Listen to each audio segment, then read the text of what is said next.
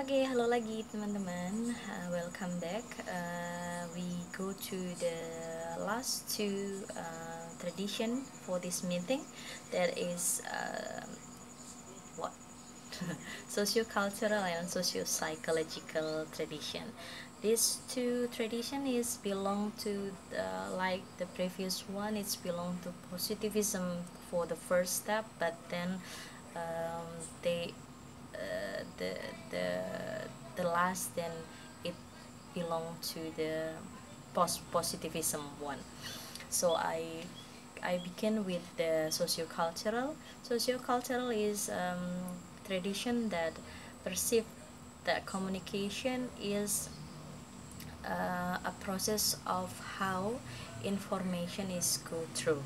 Jadi komunikasi adalah proses pertukaran informasi by the system, ya, oleh sistem, di mana which the system has the elements inside, then each of the element inside the system is in affected each other. So for example, the system is family. Families, we say family is kind of system, then the elements in the system in the family is a father, mother, son, daughter, and the other.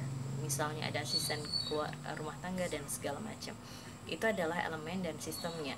And in this tradition they also perceive that each of element will interact, ada interaksi, then will affected each other, akan mempengaruhi satu dengan yang lainnya.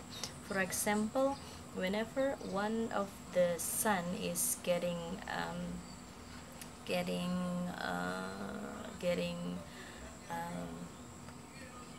a drugs consumption, for example, and the system of the family will be affected. For example, the father yang tadinya sangat workaholic, then he change his communication by lebih menyayangi.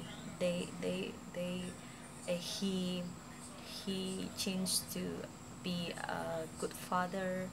They take care of the son, bagaimana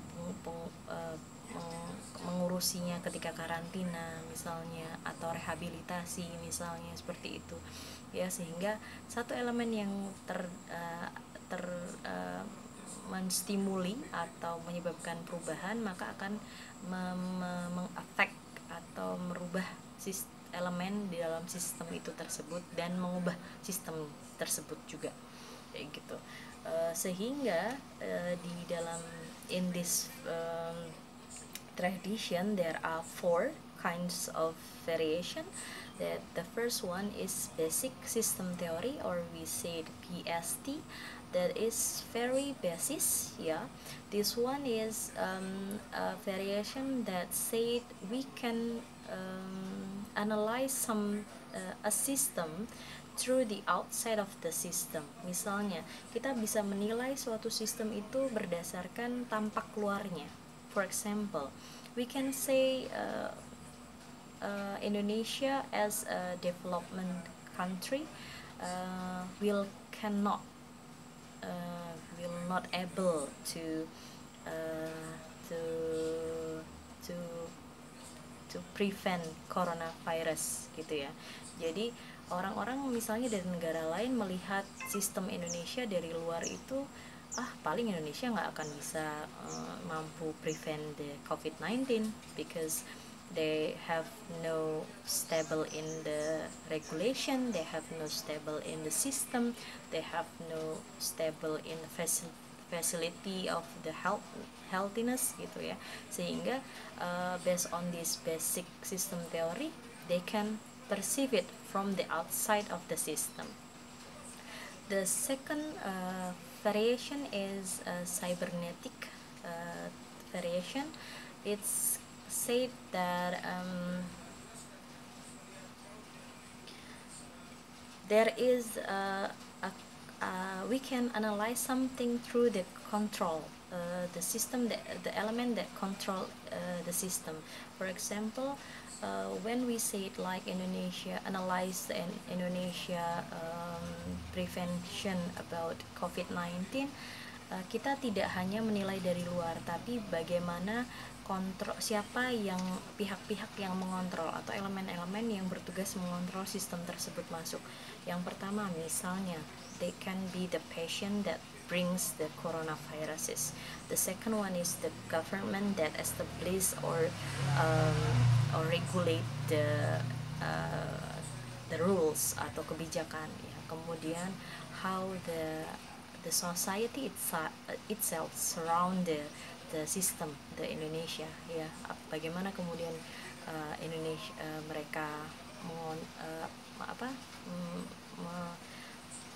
berlaku kepada atau atas ketika virus atau penyebaran virus ini terjadi, apakah reaksinya seperti ini, seperti itu kan juga mengontrol adanya perkembangan virus ya, bagaimana terdampak ekonominya, bagaimana terdampak kondisi sosial psikologinya, kayak gitu teman-teman. Jadi itu yang kedua.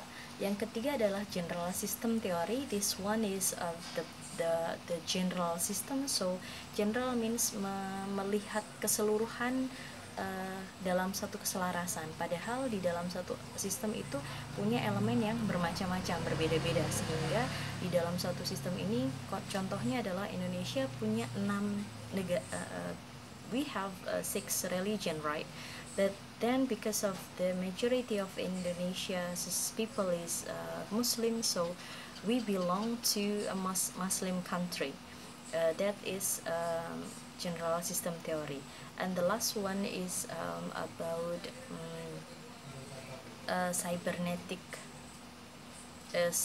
second order theory. That is that this variation yang kemudian mengubah 3 variasi tadi sebelumnya yang mengatakan bahwa ini masuk ke positivistic paradigm, dan in this last second order theory, it's belong to the post-positivism, interpretatif ya tentunya ya, karena konteksnya adalah sesuatu itu tidak bebas nilai, dan ketika seorang peneliti itu masuk ke dalam suatu penelitian dan mempengaruhi suatu sistem, maka sistem tersebut akan terbentuk dan akan ada campur tangan dari pandangan si peneliti tersebut yang ada di dalam suatu sistem.